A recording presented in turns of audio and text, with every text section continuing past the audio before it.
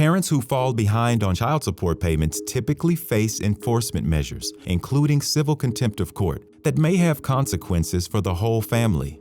The Procedural Justice-Informed Alternatives to Contempt demonstration, or PJAC, is a new approach developed by the Federal Office of Child Support Enforcement, being evaluated by MDRC and its research partners.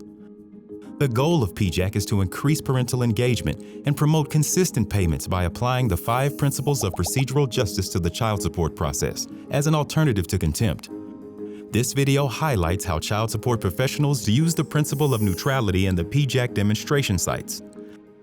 What neutrality means to me is listening to both sides, not valuing one side more than the other. I talk to both sides, the person receiving support as well as the person paying support. And I try to just foster a working relationship with both parties so that we can work together as a team. Case conferencing is a specific tool case managers use to demonstrate neutrality. Michelle explains why creating an environment that feels equal to both parents is so important. If you can get them both in the room at the same time or both on the phone at the same time, then they can actually hear how you're interacting with the other parent. They can hear the fact that you have the same expectations for parents. They hear you explain the expectations at the same time. They hear the other parent ask follow-up questions to the expectations and your explanation to those. So that true, impartial view to help with the decision making and the next steps and actions within the case is also why one of those core principles is so important in how procedural justice is delivered within the child support program. Establishing neutrality can have far-reaching impacts. When parents perceive a child support process to be neutral, they are both willing to engage in the process. I think that's really important because you need the involvement of both the custodial parent and the non-custodial parent to achieve the best support for the child that you can.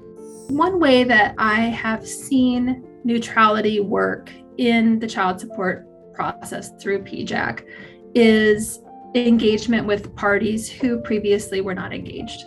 We had one case that came in, and when we tried to set up a case conference, Dad did not feel that the child support agency was neutral.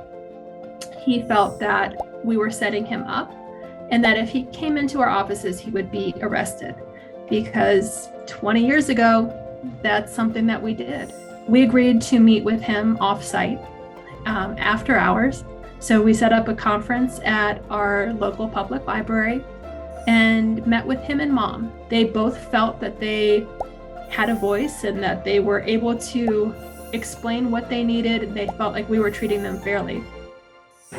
This dad has paid all of his arrears down to zero, is making consistent monthly payments, and has a great relationship with his kids. With funding from the Office of Child Support Enforcement at the U.S. Department of Health and Human Services, MDRC, MEF Associates, and the Center for Court Innovation continue to study the effectiveness of applying procedural justice principles in child support settings in 5 states.